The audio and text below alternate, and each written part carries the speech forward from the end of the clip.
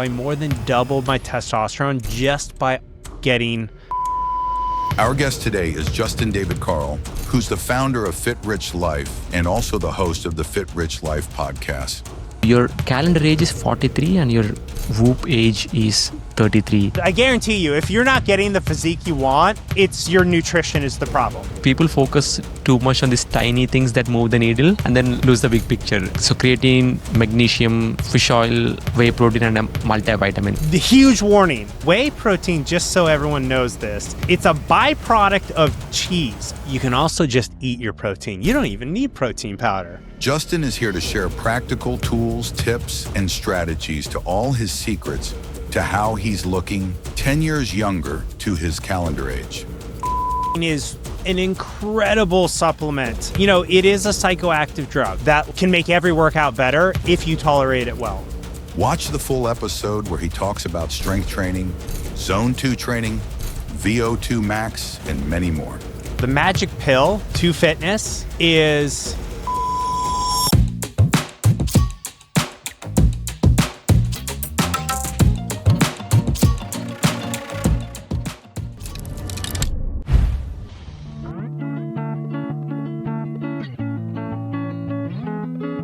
Hello and welcome to the Compounding Project podcast, where we talk about taking small steps to become healthy, wealthy, and wise.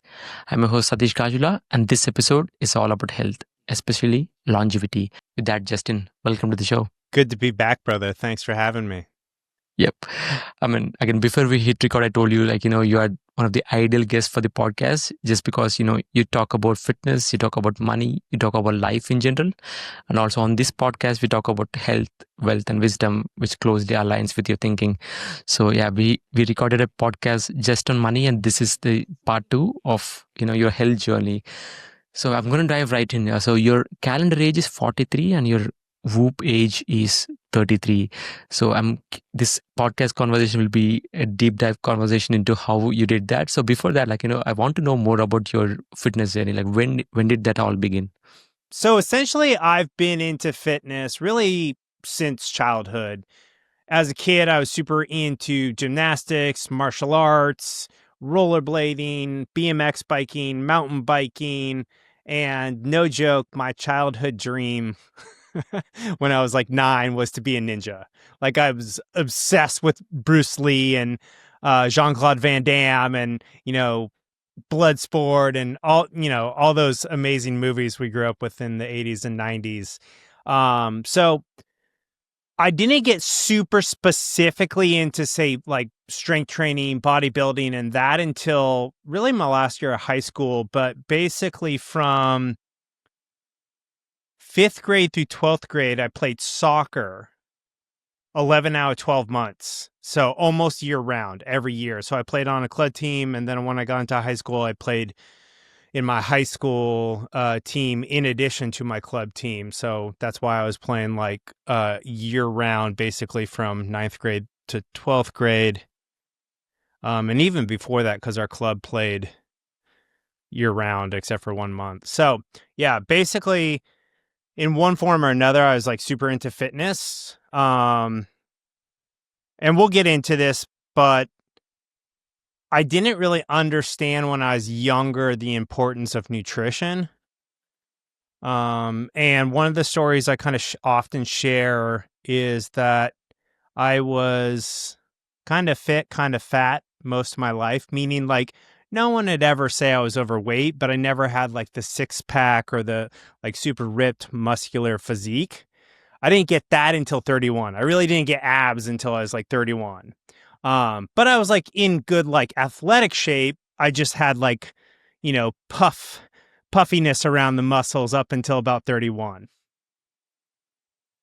All right. Yeah. So there are so many nuggets in what you just said. I'm going to dive deeper into maybe, let's say I want to talk about the abs part, right? Because so many people, or at least in the same stage, they still they struggle they dream of getting those abs, but they just struggle.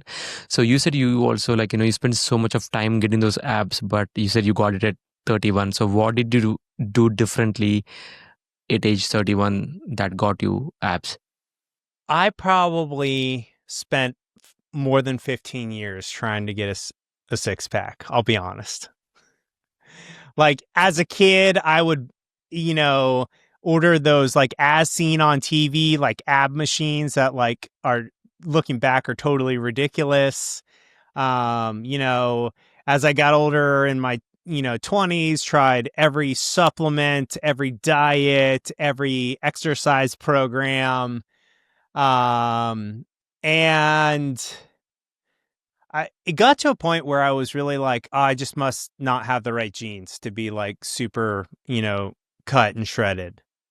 And as a last ditch effort, I was like, why don't I try working with a fitness coach? Like somebody who already has the physique that I want and just give it a shot. So this was in the end of 2013, when I was 31. And I started working with an online fitness coach. And literally in 6 months, I dropped 30 pounds of fat. And I went from about 18% body fat down to around 8% body fat. And ultimately got down to like 6 to 7% body fat. And like I was like ripped, had the abs, looked super muscular.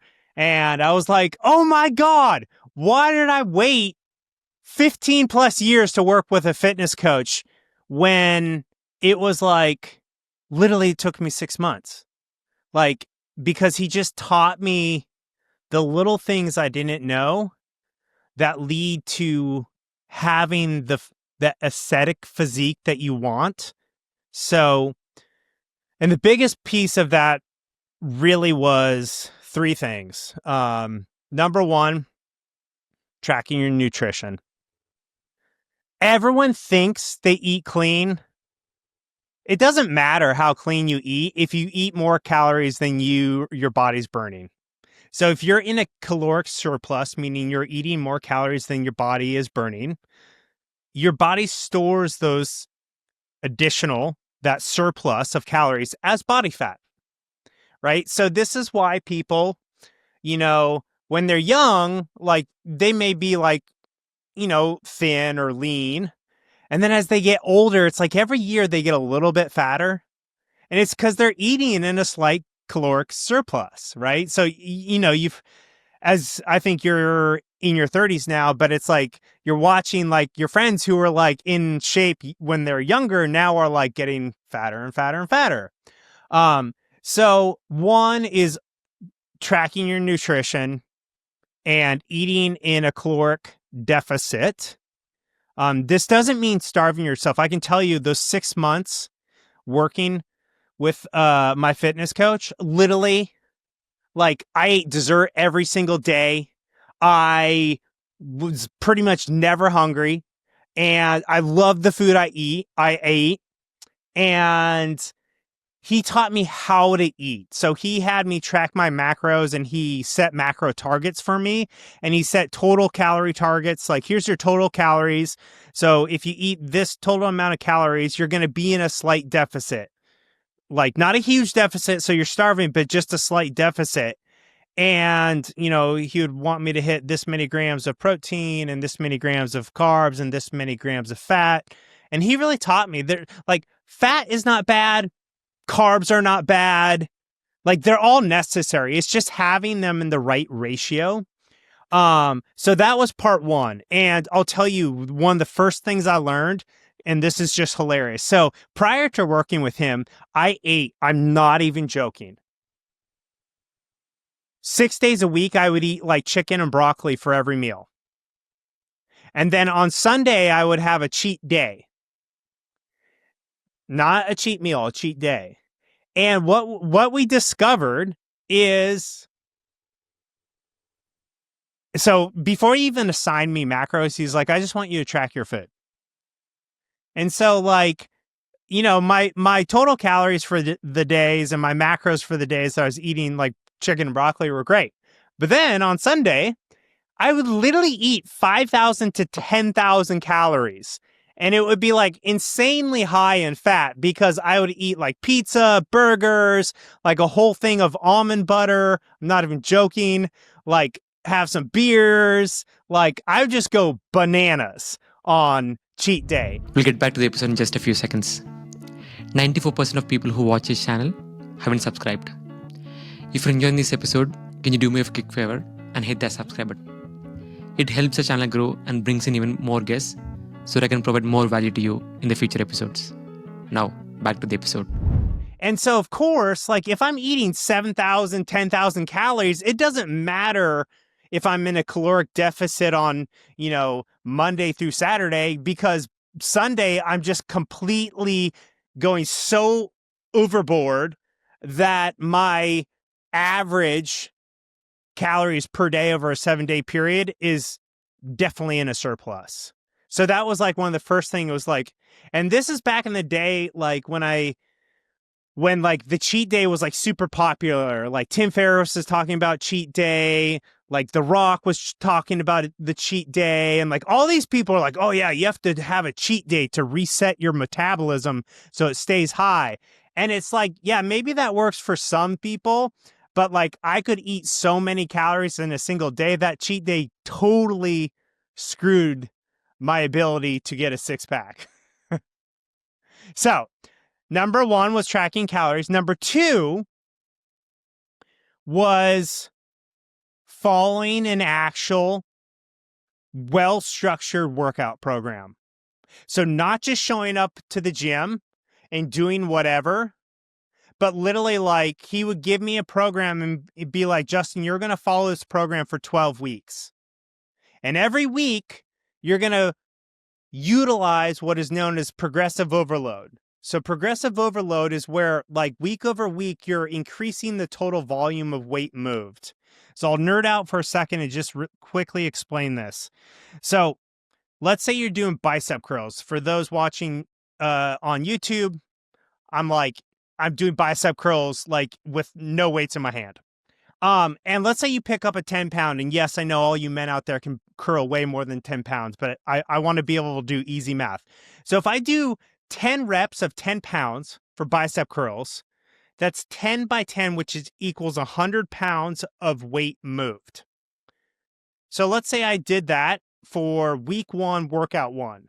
Then the second week I come back, in order to create progressive overload, I need to increase that 100 pounds of volume moved to something greater than 100. So there's really 2.5 things you can do.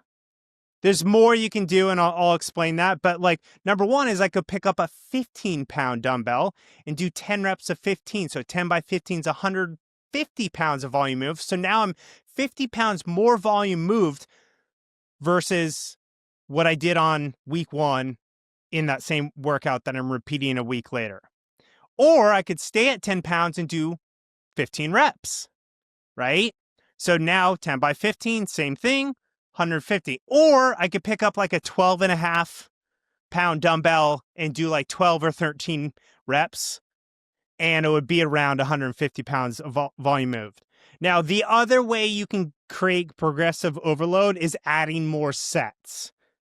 So normally I would never only do 1 set of bicep curls. Usually I recommend like 3 to 5 sets, depending on what kind of program you're doing.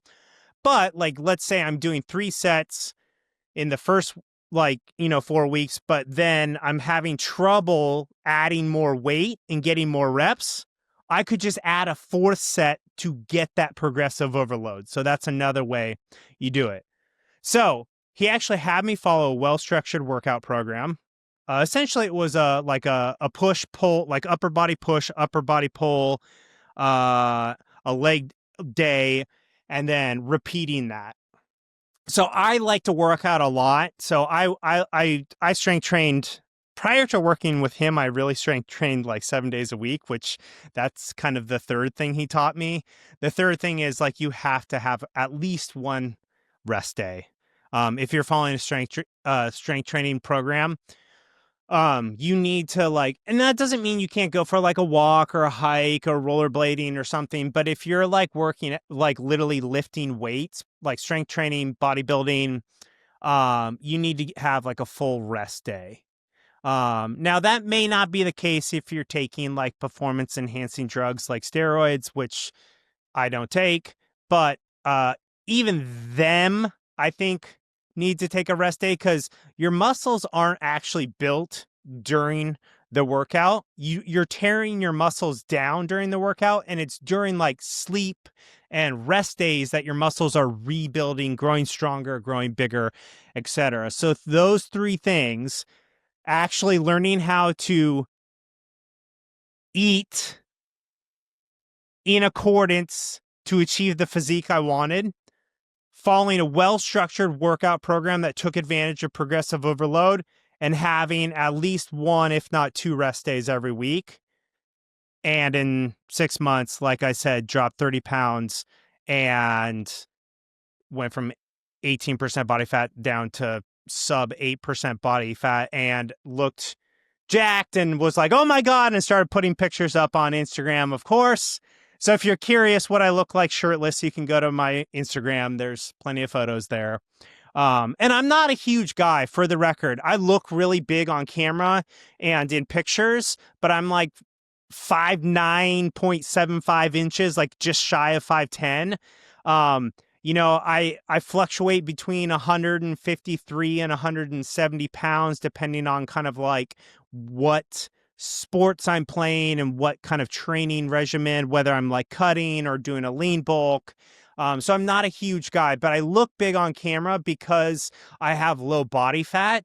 And it's that illusion, not illusion, but like, it doesn't matter how much muscles you have. If you're covered with fat, you just look not jacked, not buff, right? But you could be 150 pounds and be like, wow, you look huge.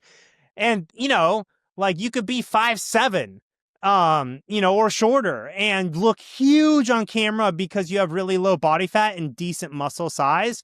Because you have to like peel off that fat in order to reveal the muscles, and that kind of is what gives people that kind of like that 3D like superhero look where their shoulders are like really etched out and their biceps are etched out, and you see the vein coming through their bicep, and they have that kind of like cut down the middle of their chest and under their chest, and that's all just like having low body fat. And really understanding that was like everything for me. So he like really changed my life. Like the crazy thing is, like, since I worked with him, I have been and that was back in 2013. It's now 12 years later. I've been 8 to 10% body fat year round for like 11, 12 years. And I I've got as low as like 5-6% body fat, and just for fun. Now my goal is like 8 to 10% year round. And I'll be forthright with you and your audience. I did track my nutrition every single day for 10 years. I'm not even joking, without missing a single day. But for the last year and a half, I decided to put myself through this new test, which was, can I maintain 8 to 10% body fat by intuitively eating? And the answer is yes, I can. But we can go in this if you want. Like, I kind of like, for me, I don't think everyone needs to track for 10 years, track their food, but I think everyone can benefit from tracking their food for like 3 to 6 months. And I guarantee you, if you're not getting the physique you want, 95% of people, it's your nutrition is the problem. And everyone says, no, it's not. I eat clean. And I'm like, if you track your food for 6 months and eat in a caloric deficit and don't get infinitely closer, if not achieve your physique goals, I will be amazed. I've never had somebody like track their nutrition, be in a caloric deficit, and them not like lose significant amount of body weight as well as significant amount of body fat. So, and they've done research on this. People underestimate what they eat, but like in terms of calories, by 50%. So you're literally you are eating 50% more calories than you think you are, unless you're tracking. And by tracking, I mean literally weighing things out on a food scale and entering them into something like MyFitnessPal, which is like a food logging app. Hey, before we get back to the episode, I've got something special for you. I spent the last 3 months putting together my top 100 life-changing books. The link is in the description, and I would love for you to check it out. Now, let's get back to the episode. Wow. And that's such an inspiring story. Actually, you busted a lot of myths in the 5 to 6 minute conversation that you had. Like, a lot of common myths said, because you mentioned something which is a lot of people can resonate, when it comes to genes, right? A lot of people, when we don't get results, we just, blame it on our genes, right? I mean, there is some role to play, but it's not like, it's not completely in your control, right? I mean, I've seen a lot of people who just transform, like, a lot of people in their family are obese, overweight, they have a lot of, like, this chronic diseases, but still they were able to transform. And I think what you said when it comes to nutrition, I mean, I can totally relate, right? When I first started my tracking, when I had like one serving of peanut butter, when I first weighed my one serving of peanut butter, I was like, is that it? Is that it? Like, because, whole life I've been doing maybe like 2 to 3 servings of peanut butter, thinking that it was just one serving. Because, like, people, like, if you're watching, like, if you have never tracked, your calories, just try weighing one serving of peanut butter, and you'll be surprised like how small that quantity is, that serving is. Right? Yeah, and there's so much like misinformation about things, right? So like people say like, "Oh, peanut butter is a great source of protein." And I'm like, it's a terrible source of protein because it's actually the biggest macro out of the three macronutrients, which is fat, protein, and carbs are the three main macronutrients. Peanut butter is almost, I don't know, 60, 70, 80% fat. So, and like, there's nothing wrong with fat, but here's the deal. And I'll break this down for your audience because I'm a total nerd. The thing is, 1 gram of fat consists of 9 calories, whereas 1 gram of protein and 1 gram of carbs is only 4. So fat per gram is more than 2 times as calorically dense. So this is why, like most people, and I've worked with well over 100 fitness coaching clients, that is part of my business. Not only am I a podcaster, but I also coach people on fitness, money, starting their own business, etc. But like the 95% of my clients, when they start working with me and I just have them track, they're eating too much fat and not enough protein. And fat's not bad. Fat is absolutely critical to brain health, brain cognition, hormone levels. So for sure, there's nothing wrong with fat. But unfortunately, the, American Western diet is loaded with fat. Like everything, they add fat and carbs to everything. And carbs aren't bad either. I eat, honestly, 50 to 60% of my calories come from carbs. Carbs are your body's number one preferred source of fuel. Now, can you train your body to operate off a low carb diet? Absolutely. The body is so incredible. It can work off a high fat diet, a low carb diet, a high protein diet. It can do plant based. It can do omnivore. It can do vegetarian. It's like the body is so intelligent, so dynamic, so flexible. But there are some fundamental things that translate across like eating patterns, whether you're vegan, omnivore, pescatarian, keto, or whatever. There are some things like if you eat too many calories per day, your body's going to store the excess calories as fat. It doesn't matter if you're a carnivore or if you're a vegan, like you will store body fat if you eat more than you burn in terms of calories.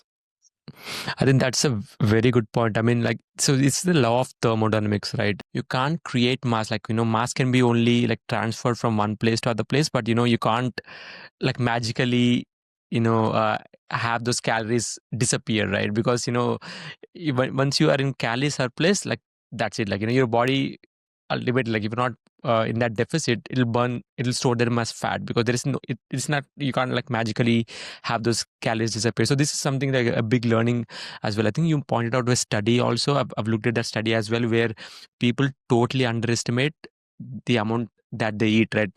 I think there was a study like more than 20 years ago. I think it was done, popular, like people were saying they were eating maybe 1,000 calorie diet, but actually they were eating more than like 2,000, 2,500. Like they were completely underestimating the calories.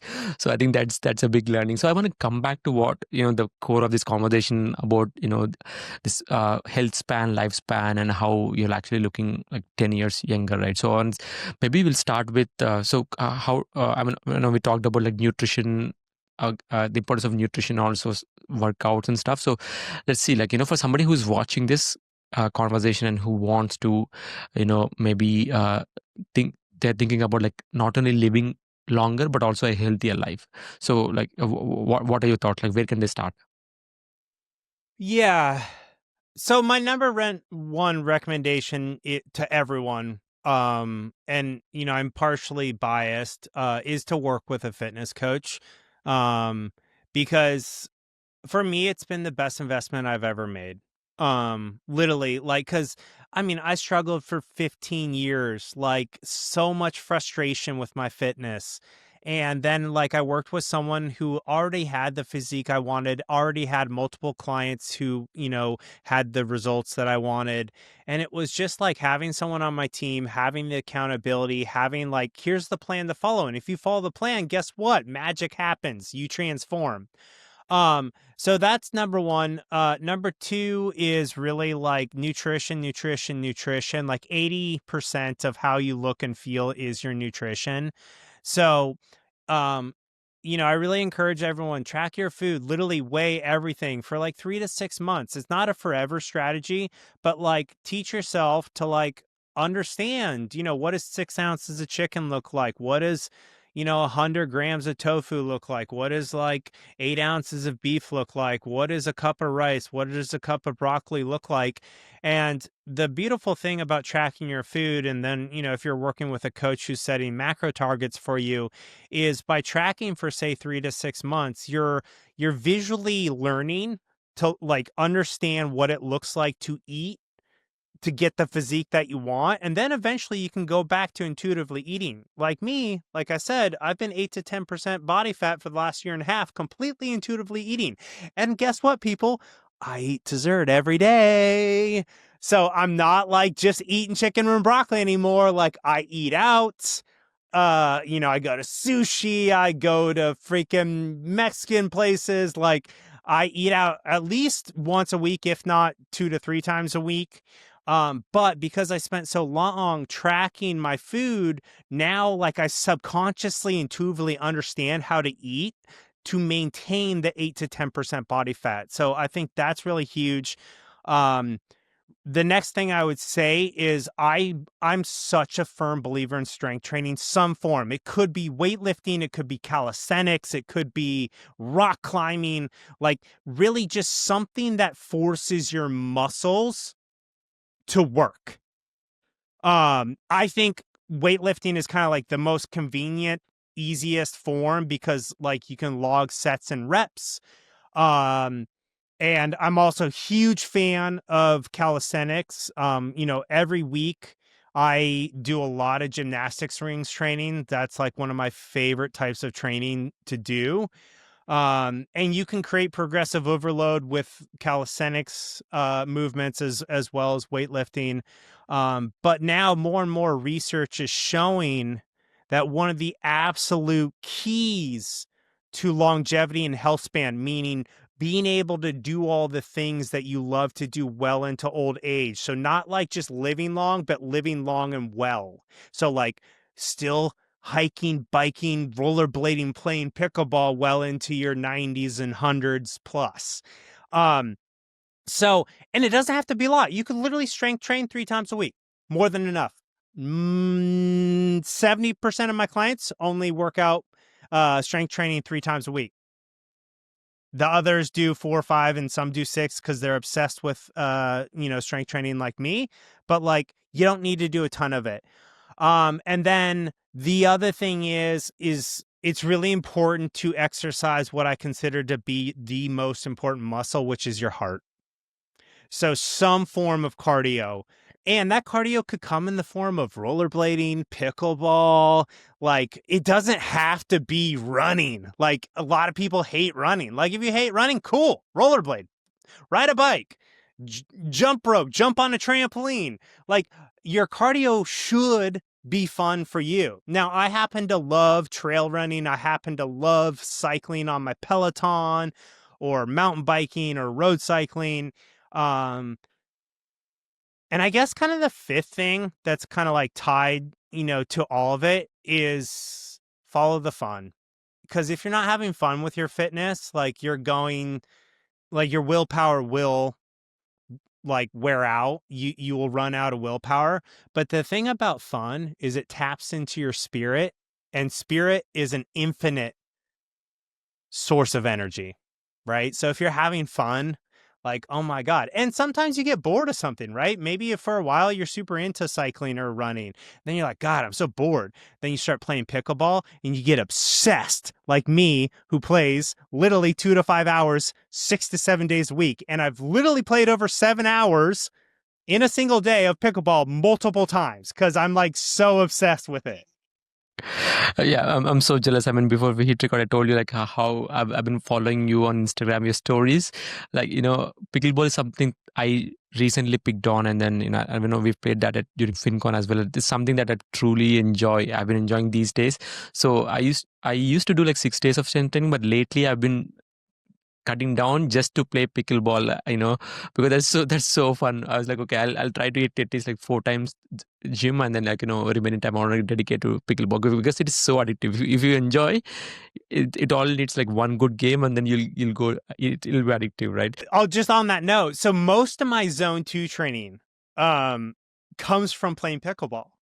And zone 2 training is one of the keys to like building a really good VO2 max. And a VO2 max is one of the key like health metrics that like the better your VO2 max is, the like longer you're going to live and the better your health span is going to be.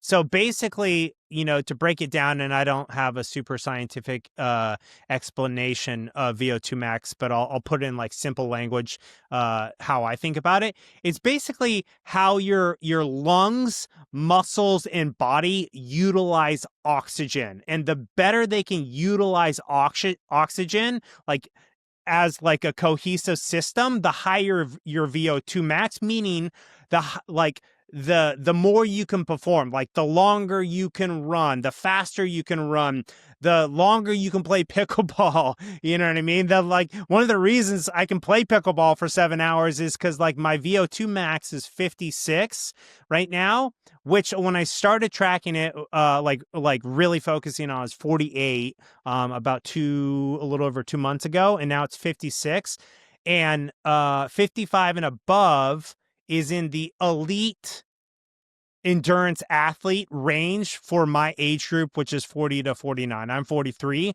but I'm in the like professional elite athlete level.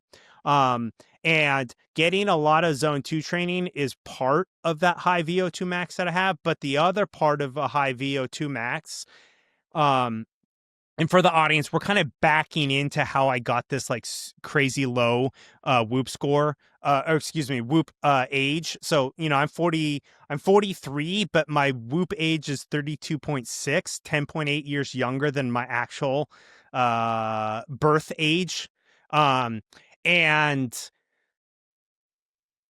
a lot of VO2 max, a lot of zone 2 training. And just in case you don't know what zone 2 training is, like it's the range of heart rate that you're at. So there's zones 1 through 5. Like 5 is like you're all out, you're at the like almost like you're getting close to like the maximum beats per minute that your heart can do. And zone 4 and 5 like feel pretty hard, like you cannot speak and be in zone 4 and 5, or you can barely speak in zone 4, and if you're in zone 5 you cannot talk. Like if you try to have a conversation while you're in zone 5, like you're literally pushing so hard on whatever you're doing, you wouldn't be able to speak. But in zone 2, like you could be jogging or biking and you could have a conversation. You might be like a little bit like have to take some more breaths like in between sentences than normal, but you can hold a conversation in zone 2. And Apple Watch, Garmin, really most fitness trackers can calculate and track your zones. So I have a Garmin watch in addition to my Whoop, and when anytime I'm doing exercise, I almost always pair my Garmin with a chest heart rate monitor, and I'm constantly kind of tracking what zones I'm in. So a lot of zone 2 training is going to help you have a high VO2 max. It's kind of like building the base of your fitness.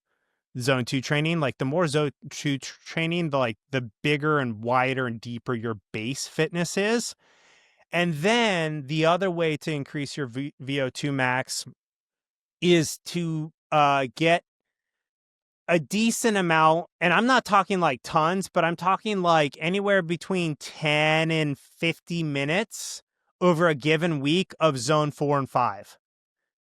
And the easiest way for me to do that is I will literally 2 to 4 times a week do high intensity interval training, HIIT. They call it HIIT training. And I'll usually do that with running, either on a treadmill or outside, or on my Peloton. And the way I do it is I will warm my body up for a couple of minutes, maybe like 2 to 5 minutes, like easy, just kind of get my engine warmed up. And then I will do a minute-ish where I push into zone 4 and 5. And I'll hold myself at zone 4 and 5 for a minute. And then that will be one interval. Then I'll go easy, like I'll go back to zone 2 or 3 for like 1 to 3 minutes, kind of as an easy interval. And then I'll do another hard interval where I push myself into zone 4 and 5 for like about a minute. And I'll usually do 3 to 6 sets of the hard zone to 4 and 5 for a minute. So in a given workout, on a strong day, I'm getting like at least 6 minutes of zone 4 and 5 in that one workout. But the interesting thing is, like as you progress through this workout, your body will stay in zone 4 and 5 for longer. Because it's like when you push into zone 4 and 5, you might slow the treadmill down or slow your cycling down or slow your running down, but your heart rate stays high for longer. So like maybe like you pushed hard for a minute, but then you slow down, but you're still in zone 4 or 5 for like another minute as you're like moving slower and pushing less hard. And so by doing that, I can look at my how much zone 4 and 5 training I'm getting now. And for those people, I'm opening up my Whoop and looking at how much zone 4 and 5 I'm getting. So essentially, per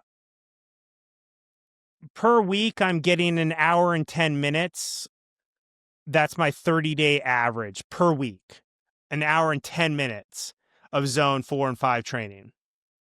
And for zone 1 to 3 training, I'm getting 13 hours because I play so much pickleball. I love the numbers. I love how you talked about zone 2, VO2 max, and also strengthening. So maybe I'll take a step back. So we talked about nutrition, you talked about nutrition, the importance of tracking nutrition, the importance of macros is if you really want to get the body that you want, track the nutrition, be in a calorie deficit, right? So when it comes to exercise, so a person that who have been following lately is Peter Attia, and read his book Outlive, and his stuff on exercise and longevity actually opened a lot of eyes for me as well. I saw he says the amount of muscle mass that you have, and also the your VO2 max number. Like these two are one of the key predators of how long you're going to live and also how well you're going to live. Like he has this concept called centenarian decathlon, like where, let's say at age 100, right? If you want to maybe walk 3 miles in 1 hour, or if you want to lift your grandchild from the floor, like if you have those targets at 100, like uh, reverse engineer that and then see how much, like in order to lift your grandchild when you're 100, you have to be lifting, like, maybe goblet squatting 50-60 pounds right now, so that over time your basically muscle mass declines over time, and also your VO2 max declines over time, so that if you have a higher VO2 max or a higher muscle mass now, you'll be able to do those things when you are at age like 80, 90 or 100, right? So I'm glad, like you have at least so you have talked about like strength training and also zone 2 and muscle mass. So can you maybe for people like who has never heard of these concepts before, right, like how can they get started? So one thing is when it comes to like strength training, like maybe I'll even take a step back, like when one of the major challenges that people face right now is like they're overweight or obese and they don't know where to start. And what they do is like they just like you said, like we just go do like a lot of like cardio training, just all these like treadmills and stuff, and then they go all in, like this max effort, right? They just want to lose that 30 pounds in 30 days. They go do that and then they don't see the results and then they give up, right? I mean, there's so many things, like, so for somebody like you coached 100 plus people, or you have like 100 plus clients, right? So when somebody comes to you with challenge, like this challenge, like in terms of like losing weight and also sticking to these habits, like, so where do you start? Like what about like the mindset part, or what about the accountability part, and how do you approach these kind of challenges? Yeah, so everything I do in my coaching practice is about sustainability. And ultimately, what I'm after is the idea that consistency compounds, right? So, like, if you can work out 6 days a week for 4 weeks and then you give up because it's so freaking hard, versus like the person who, like, they work out 3 days a week for 6 months, guess who's going to be infinitely more fit in 6 months? Right? It's the person who had a sustainable workout program and nutrition program that they could follow, right? Like anyone can starve themselves and like only eat like almost nothing for like 30 days and like train 6 days a week and kill themselves in the gym and whatever. But like that is not sustainable. And so where I really start everyone is like, what is the MVP, the minimal viable program that will empower you to achieve your fitness goals with ease and joy? Now, that doesn't mean you're not going to push yourself in an individual workout, but in a given week, you're like, heck yeah, I can easily get these 3 workouts done. I have more than enough food to eat. I can eat everything I want in moderation, right? So I'm like, all my clients, I tell them, if you want to eat dessert every day, please, by all means. If you want to eat a plant-based diet, that's fine. If you want to be an omnivore, that's fine. I don't typically work with like carnivore or, because I believe in having a plant-rich diet. But I mean, if you really want, like, as long as you're like supplementing and getting some micronutrients, you could even do carnivore. But really it's about like, how do we design, like I said, a minimum viable program that the individual loves, right? That they could see themselves not just do this for 4 weeks, but do it for 40 to 60 plus years.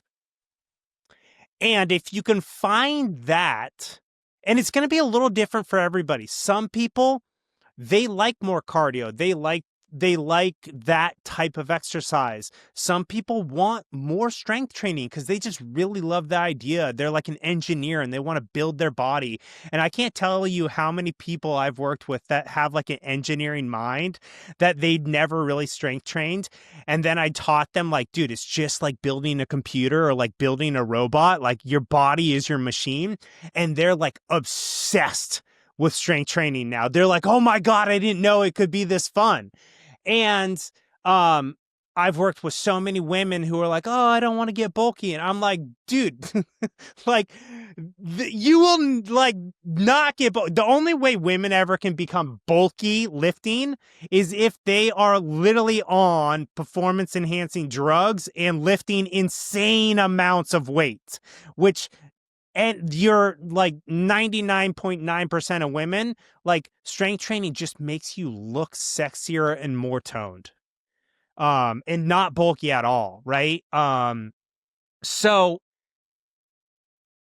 I really promote, like I said earlier, is not only like that MVP, that minimum viable like program that's going to get you the results, but also how do we make it fun AF for the individual, right?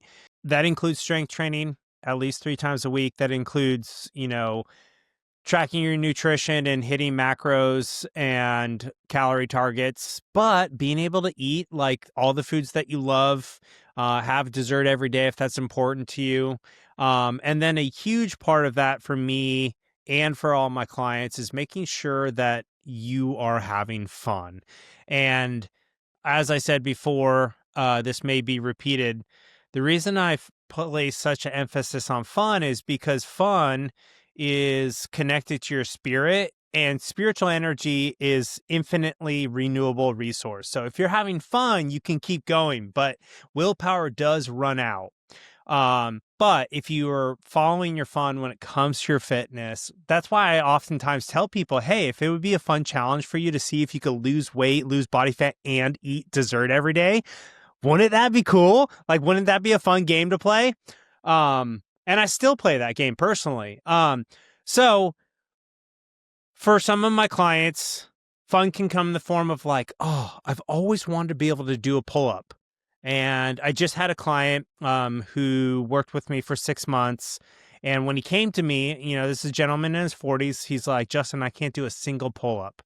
And I was like, you want to make that one of your fun challenges for the 6 months that you work with me? And he's like, yeah, man, I would just feel like a strong man if I could actually do a pull-up. And that would just give me confidence and like, make me feel like I'm actually really strong. And I was like, let's freaking do it. And so by the time he finished working with me, and he actually had such a good experience, he signed up for another 6 months. But after the first 6 months, not only could he do an unassisted pull-up, he was literally doing like 10 to 15 reps for multiple sets. Like literally every workout that he was doing pull-ups, he was doing like 3 sets of 10 to 15 reps per set. And he was just floored. He was like, man, I feel strong. I feel confident. And funny enough, I just literally started a client this week, a woman in her 30s, her mid 30s, who she said the same thing. She said, Justin, I really want to be able to do a pull-up.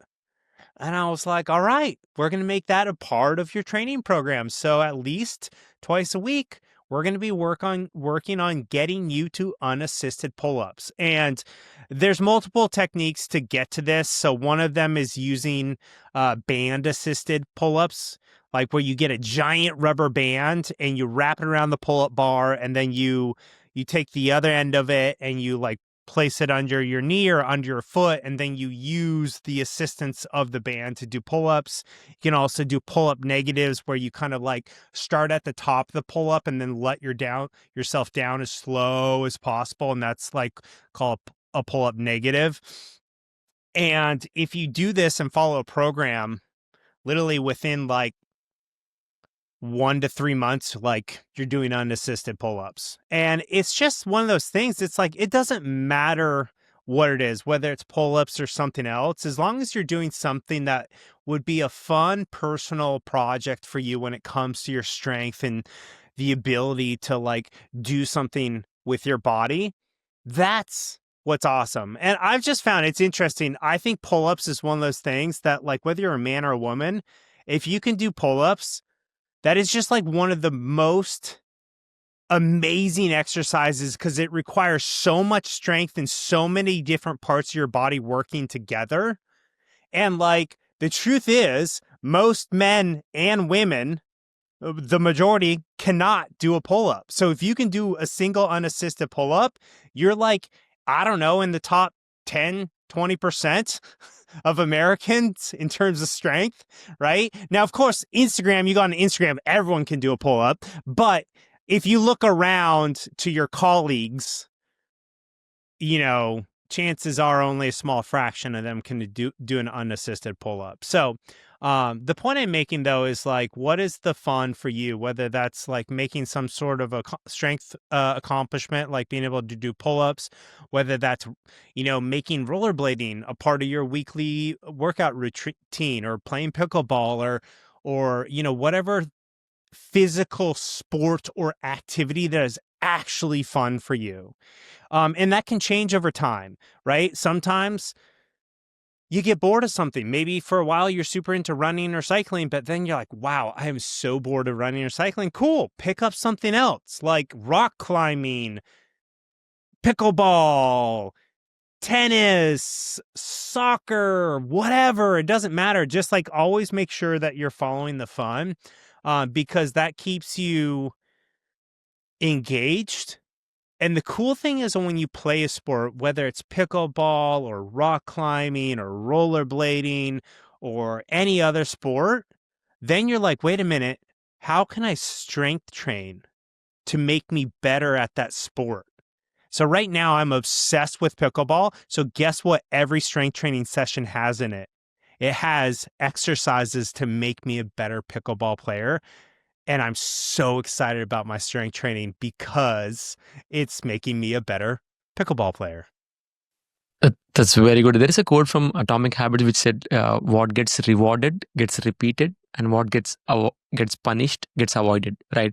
So just like, I mean, the fun part, most people miss the fun part because, you know, I believe, you know, when we talked about the main challenges that people face is with consistency. Like, you know, they go all in and then they just cut down their food. Right? They just go like chicken and broccoli, and then, you know, they go extreme when it comes to diet, and then they don't have the fun part, and which is why they don't repeat it, and then they're not consistent. And again, like just like you said, consistency compounds, right? So I'm glad like you talked about fun. So something that I want to come back to that we missed when it comes to nutrition is supplements. Yep. So so there is a lot of like, if you're on Instagram, there's so much going on when it comes to supplements, especially like health and longevity, like extending your lifespan and health span.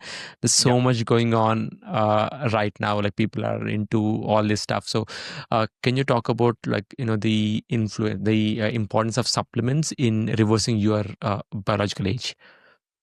Yeah. So I'm going to have maybe something that's controversial a little bit. Is if you don't have your nutrition dialed in, like, you're wasting your time with supplements. Because supplements, literally, it's in the word supplement to whatever else you're doing, right?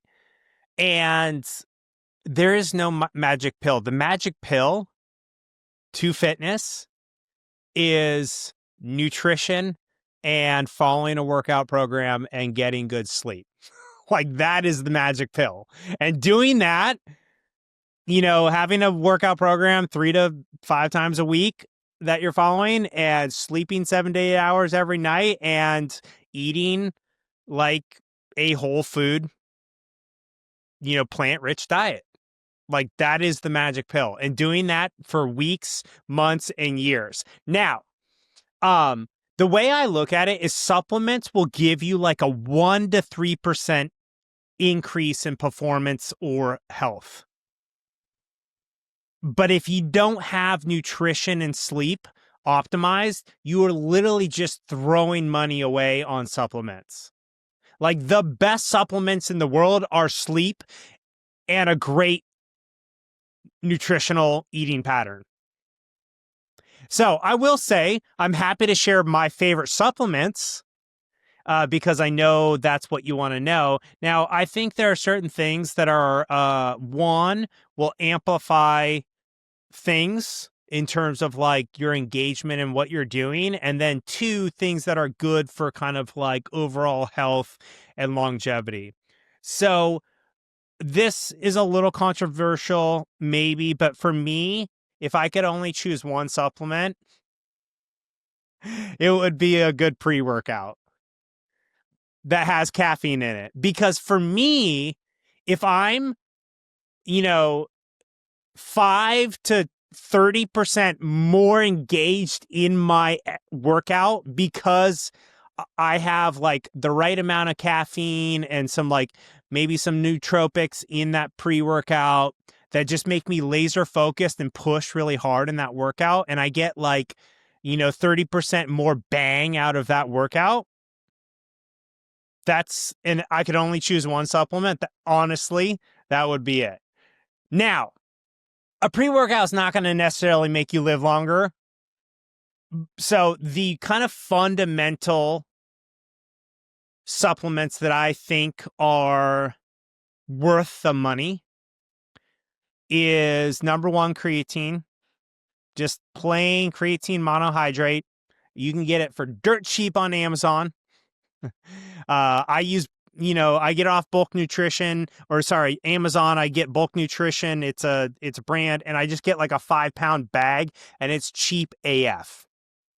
And it is the most researched sports supplement in the world. They've been doing research on it for like, I don't know, 20, 30, 40 years. There are literally almost no downsides, except for some people it might cause like some stomach like issues where you have to use the restroom or something. But I've been taking it for, let's see, I don't know, at least 15 years. So I've been taking it forever. And the best thing about creatine to me is more recent research is actually showing that not only does it make you like stronger and like have more like endurance like for any given workout, it's also really good for your cognition in your brain. And so, like, it's not just for your muscles, it's also for your clarity of thought and your ability to focus. So it's almost like if it not, it like it probably is a nootropic. They're just kind of figuring out all this additional stuff about it. So creatine, I think, is totally worth the money. They've done studies. Most people are deficient in vitamin D and magnesium. So those are the other 2 I always recommend is make sure that you're taking vitamin D. It's really easy to test your vitamin D levels. The challenge is most of us are inside so much of the day and kind of like what we've done to the environment. Like we're just not getting as much vitamin D as we used to. But a simple blood test will tell you what your levels are, and it's pretty cheap to supplement with vitamin D. It's another dirt cheap one. And then magnesium is incredible for your muscles, and your sleep. So it will literally relax your muscles and it will promote better sleep. So I take magnesium every night before I go sleep. And then the other one that I think is really important is like omegas. Whether you're doing like a vegan omega, which, you can totally do. There's like vegan omegas from algae, which is just as good as fish oil omegas. But I think whether you're plant-based or omnivore or carnivore, you should be taking an omega supplement. So those are the main ones. Everything else to me is kind of like just like extra pixie dust that may or may not. I'm always trying supplements. Like if you come to my house and look at my supplement cupboard, you'll be like, whoa, this guy's crazy. But I'm just fascinated, and I'm happy to talk about, things I'm trying if you want to go there, but those are kind of like the fundamentals to me. I love that. I love that. I think the important thing that you mentioned is when it comes to, focusing on the basics, because, most people, they just, so Peter Attia tell this, like, they major in the minor instead of minoring the major, something like that, right? So where people focus too much on these tiny things that move the needle, and then lose the big picture, right? I think what he said makes sense when it comes to, like, if you have so there is a place for supplements, of course, but you gotta have the basics right. I mean, when you have the nutrition dialed in, when you have the exercise dialed in, and also the sleep, right? And then if you want that edge, you can go for those 1 to 3% edge that you're talking about. You can go for the supplements. But yeah, you have any thoughts there? Yeah, and one more supplement that I didn't mention, I did, but it was kind of hidden, is caffeine. Caffeine is an incredible supplement. And it is a psychoactive drug. Like, caffeine is a drug. So whether you're aware of that or not, it is, and it is highly addictive. The reason I was kind of laughing when I said a pre-workout is like my number one supplement is because I have an addictive personality and I am addicted to caffeine. I fully admit that. Now, for me, I'm sober from drugs and alcohol, so I don't have, I don't drink, I don't, smoke marijuana, I don't do anything. But I do consume caffeine religiously. In all sorts. I love coffee, matcha, yerba mate, uh, pretty much any type of caffeine, black tea, green tea, oolong tea. If it's got caffeine in it, I will drink it up. But the incredible thing about caffeine, and kind of why I honed in on, like, oh God, if I can get more bang out of my workout, they've done massive research on caffeine as well, and it is an incredible sports performance enhancer. So now everyone has a different relationship with caffeine, and if you're sensitive to caffeine, be very careful, because some pre-workouts have like a ridiculous, I'm talking like 400 milligrams of caffeine in a pre-workout serving, which, like, for someone who's sensitive, like, that will like send them into instant anxiety, like mental breakdown. So you got to be careful. And like, my fitness coach, you know what his pre-workout was? He would literally show up to the gym with it, a freaking cup of coffee. That was his pre-workout. He would bring a cup of coffee in a little, like, to-go cup that the lid could close so it wouldn't get spilled, and he would drink that while he was working out. And I was like, cool, that's an amazing pre-workout, right? Dirt cheap too. But there's also these pre-workouts that have all sorts of other nootropics in them, and kind of vasodilators and things that can kind of give you a little bit more. But caffeine is another one. Now, if it affects your sleep, I would say caffeine's not worth it. But for me, I still get 7.5 to 8.5 hours of actual sleep every night, despite the large amount of caffeine I take in. And some people, like, a good thing is, like, don't have any after 12 o'clock or 1 o'clock. So that way, because caffeine has a long half-life, it's usually 8 hours. So if you have a cup of coffee at 12, half that cup of coffee is still in your system at 8 o'clock. Like, or at, excuse me, yeah, I think it has an 8-hour half-life. You guys can ChatGPT double check me. It has an 8 to 12-hour half-life. It's very long. So be careful if you are sensitive. Some people, I'm not very sensitive. I have a really high tolerance. I can drink a lot of caffeine and be totally fine. And then I also stack it with L-theanine, which is naturally occurring amino acid in green tea, and it kind of levels the caffeine out.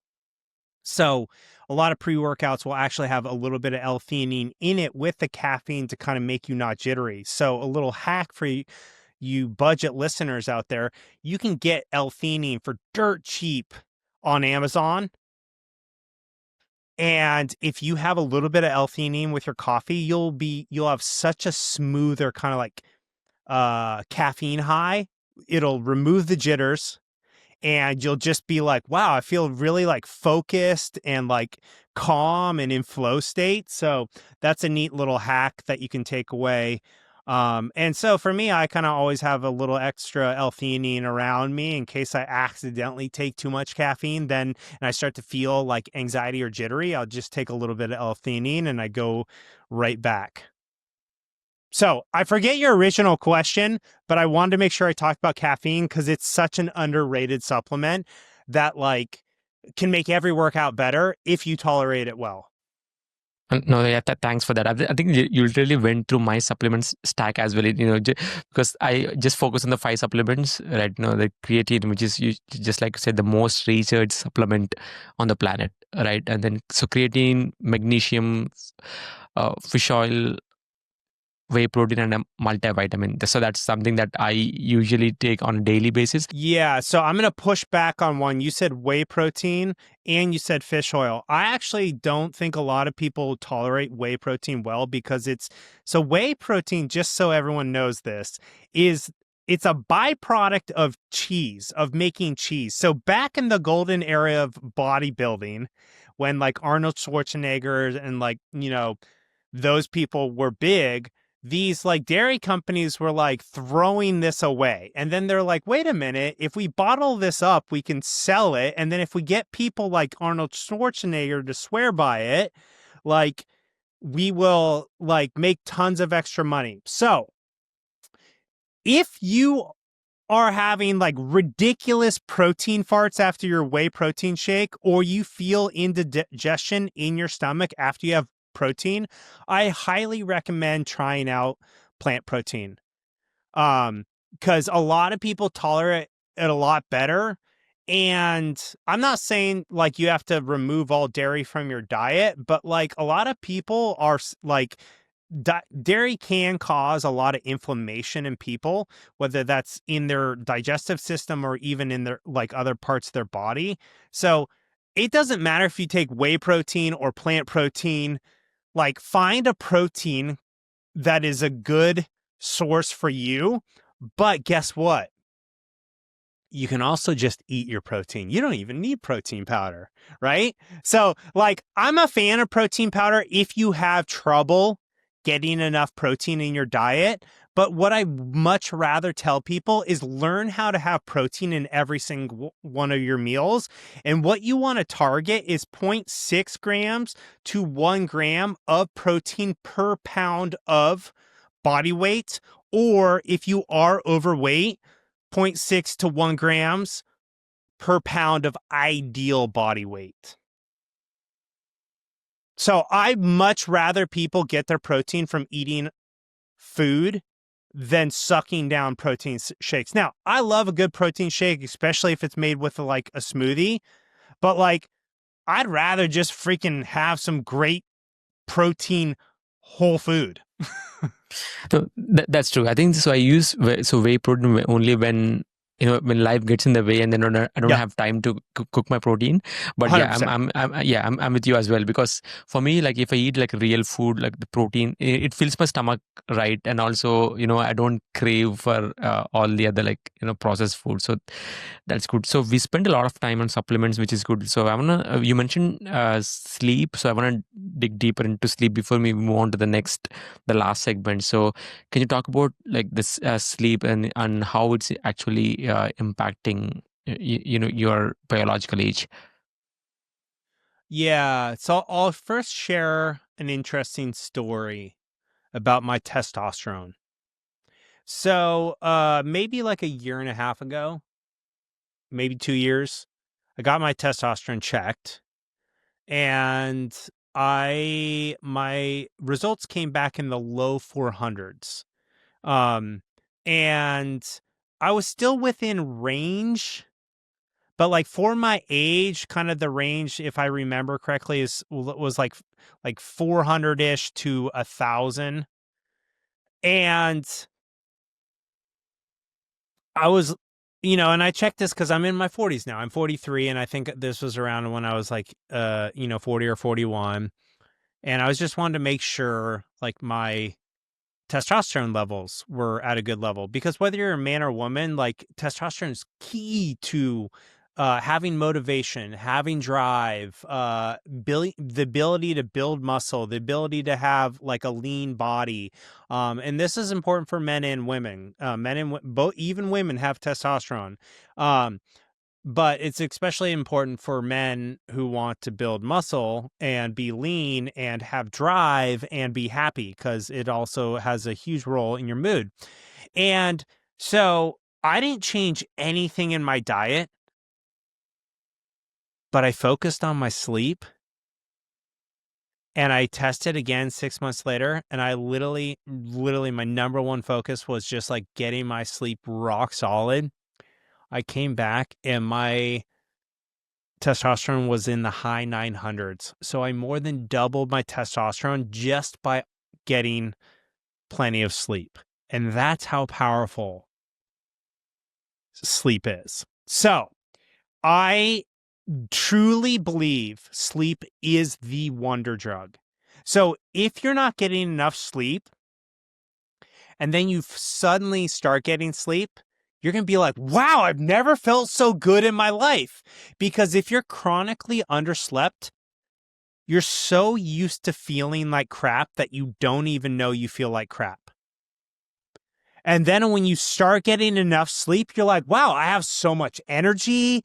I'm so positive and happy. And like, I'm excited to talk to people. I'm no longer annoyed by my spouse. Like, what is going on? What drugs am I on? It's called sleep, ladies and gentlemen. So, and I think many, many, many, many people are chronically underslept and they don't even know it.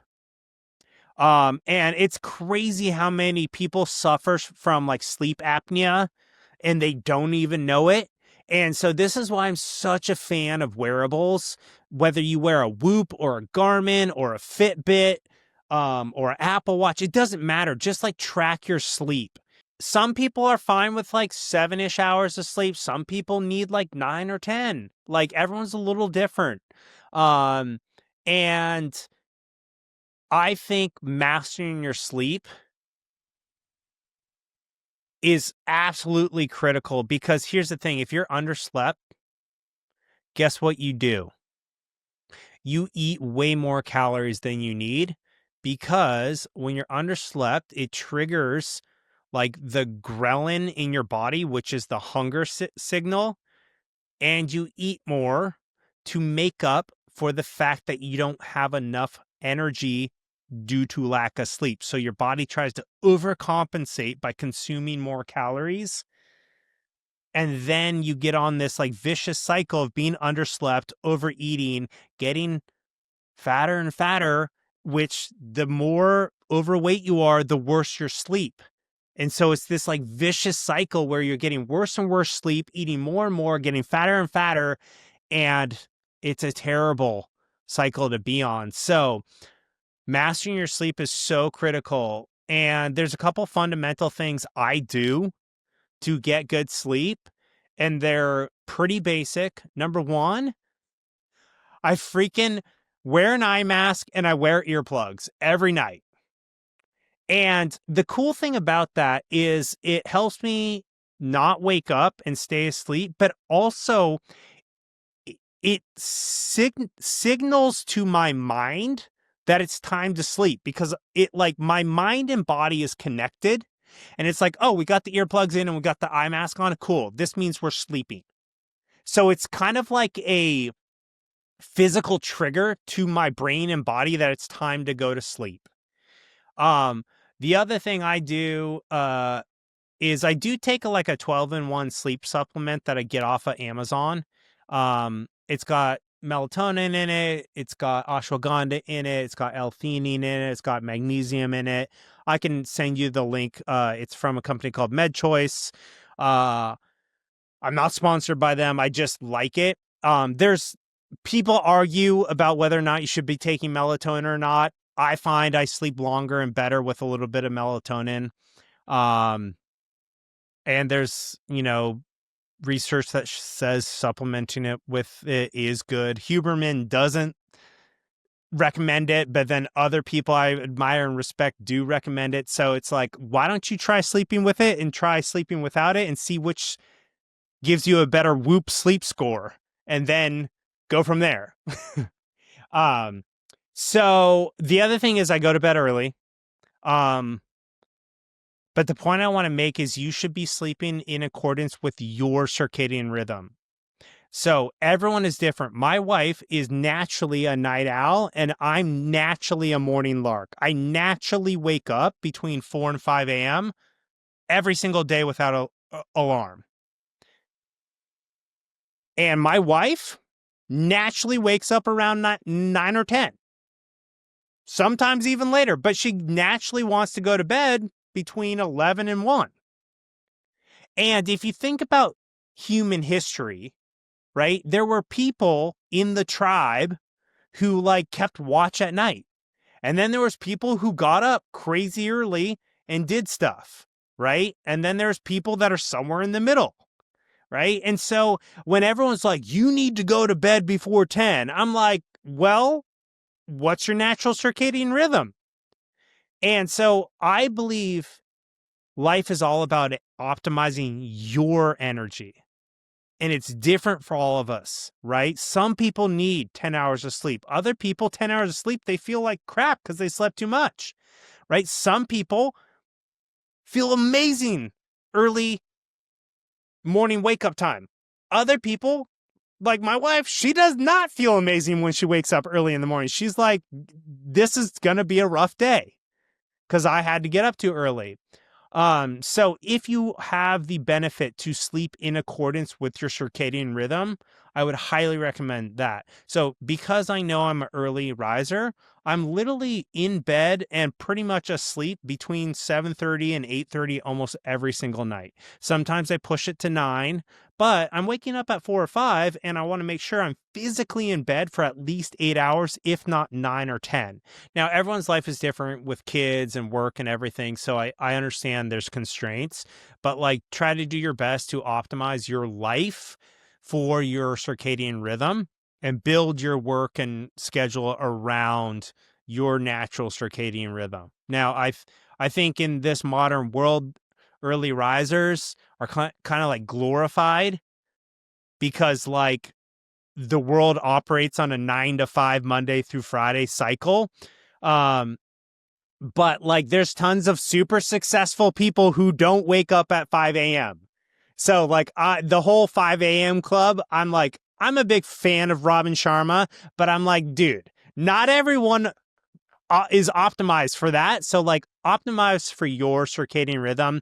And then the other thing I was saying is because I wake up so early, I go to bed really early. And that means I'm in bed pretty much every night between 7:30 and 8:30 and like asleep.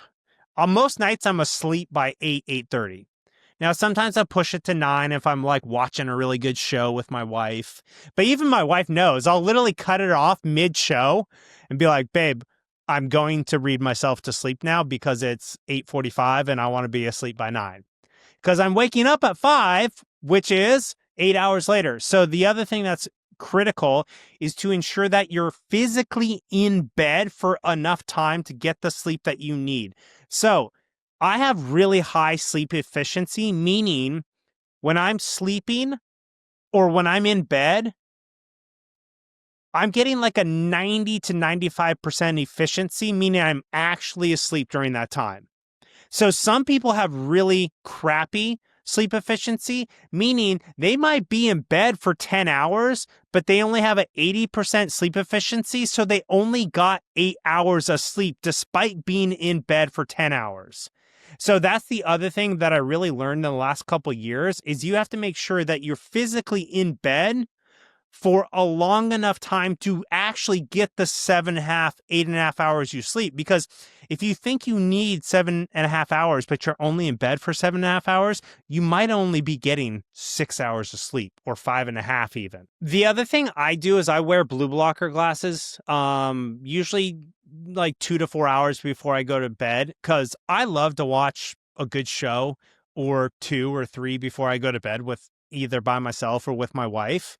So I don't do the whole like digital sunset and like no technology beforehand. And I also, every night I read, fiction. So usually science fiction or fantasy before, like that's the last thing I do. So after I finish watching my shows by myself or with my wife, I then read science fiction or fantasy until I fall asleep. Most nights that's like 5 or 10 minutes, and I'm like, like I fall asleep. My wife always makes fun of me. Of like, she's like, "Oh God, as soon as you start reading, you literally fall asleep in like 2 minutes." But sometimes I'll read for like 15 to 20 minutes before I fall asleep. Um, but for me, I have a very overactive mind that's always kind of like working on stuff. And instead of fighting this, I just read myself to sleep because it gives my mind one thing to think about, and then it kind of like I shut down. All right. So do you read on a Kindle or a physical book? How does it happen? I read on a Kindle, and I don't read self-help and business books before sleep because it activates my mind too much. So I'm a big, like, I love self-help and business books and mindset books. But if I read them at night, then my mind's like, oh yeah, like let's grow and let's like do this and da da da. And so like I can't read that stuff at night, or I like can't go to sleep because my mind's like really starts churning. So I wanted to tell about it. So I was listening to a podcast on Dairy of a CEO where Matthew Walker, like he's the author of Why We Sleep. He gave an example, like, on the importance of sleeps. He said, just try depriving yourself from eating food for one day, and then try not doing exercise for one day, and try maybe not drinking for water one day, and last thing, like try not sleeping for one day. Like, which one do you think will have more harm on your body, right? And the answer is evident, right? If you don't sleep for one night, the next day you'll be like a zombie. Like, you'll talk about the importance of sleep. I mean, we try to optimize many things, but I think you mentioned if exercise were a pill, that would be the most selling pill on the planet. Or no, sorry, if or exercise or sleep, it applies to both. I feel like, yeah. So I think that's good. Like, yeah, you mentioned we talked about a lot about like the foundations of fitness, right? Nutrition, we talked about strength training, VO2 max, zone 2, and also sleep, and also having fun in whatever you do, right? Because ultimately consistency compounds. So before I go down to the last segment of hot seat questions, I'm curious to know what what day in the life of Justin looks like. So can you walk us through maybe day in the life, or even like maybe a weekly routine that you do when it comes to like health and wellness? Yeah. So I'll kind of like walk you through like an average, call it Tuesday, right? Which is a work day for me. So first and foremost, I work Monday through Thursday. So I call myself semi-retired, and I podcast and I coach part-time. I work, 10 to 15 hours a week. And I'm in a very privileged situation, but I strategically worked very hard for that. So if you want to know more about the money journey, you can listen to my first interview on the compounding project, where I talk about that. So I'm financially independent. So I have a lot of freedom in how I design my life, and my work. And so on an average work day for me, the first thing I do is I wake up, I use the restroom, and then I get back in bed and I meditate for 20 minutes. So that is literally the first thing, even before I brush my teeth. I just get up, use the restroom, and then meditate. So I've been meditating every day without missing a single day since I think 2014. So we're, yeah, 2014? No. Yeah. No? Yeah, a long time. I'm losing count. At least 10 years. So, that's foundational for me. So I just do transcendental meditation because it's mantra based. It's easy for me. My just quick thoughts on meditation is there are hundreds of meditations, types of meditation, and I think meditation is like exercise, and find the one that works for you, right? So I don't care if you do transcendental meditation. I don't care if you do Vipassana, breath-based meditation, like whatever. Just find one that works for you, because it's like strength training for your brain. Meditation is. Huge believer in it. And the way I think about meditation is every meditation is like I'm making my foundation a little bit deeper and a little bit wider. And if you want to build a house, you could maybe build a one-story house without a foundation. But if you want to build a skyscraper, the skyscraper is the size of your life, right? You have to have a massively deep and wide foundation. And so for me, every day I meditate is just making a little bit deeper, a little bit wider so I can build an even bigger life. And that's that thought, understanding that concept is what has made me so consistent with my meditation because I want to live a big life, right? So that's why I'm like, yeah, why miss a meditation? I'm trying to build a skyscraper here. So I meditate, then obviously I go brush my teeth, wash my face. I make my, so here's another thing I don't do that like, Huberman and these other people are like, wait 90 minutes before you have your caffeine. And I'm like, no way. I'm trying to have my caffeine as soon as I can get it. So as soon as I brush my teeth and wash my face, then I caffeinate. And that switches throughout the year. Sometimes I'm super into matcha. Right now I'm into this like this mix of just 100 milligrams of caffeine and essential amino acids. It's a supplement, not sponsored, but it's just like 2 scoops and it tastes like I get the grape flavor and I put it with ice and I'm like, oh, this tastes so good. So I have that as my morning caffeine. And then once the caffeine's going, I go into my morning self-care routine. So every single morning, I use a Theragun, which is a percussive therapy gun, and I foam roll, and do some like dynamic stretching. This like is all done in like 3 to 7 minutes. Then I go take a hot shower followed by a cold 2-minute shower. Then I put on arnica, which is really good for your muscles. I see Satisha's like, what is arnica? Yeah, I've never heard of it before. Yeah. Yeah. So my mom was a massage therapist, so I have like some interesting things that I do.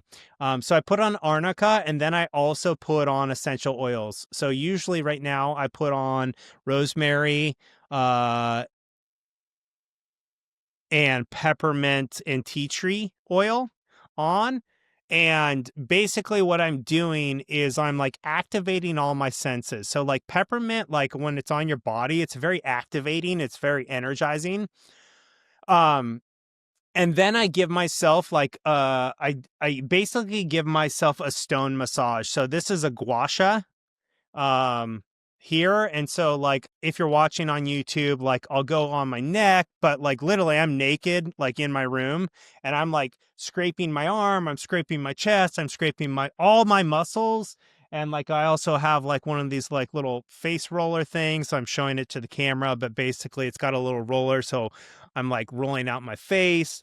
And then I have all these like different stone massage tools. So like this is ruby zoisite. So I'm really into gemstones.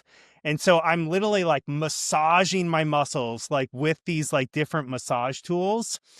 That's like, and I do that after my hot cold shower because like I'm already naked, and the contrast, hot cold contrast therapy with the shower is really good for recovery. It's really good for waking up your mind and body. Then I double down on that sensory kind of wake up with the essential oils. Then I'm like literally doing, soft tissue manipulation with different stone tools. And this is all in the first like 30 to 60 minutes of my morning. And then after that, I have a morning creativity block.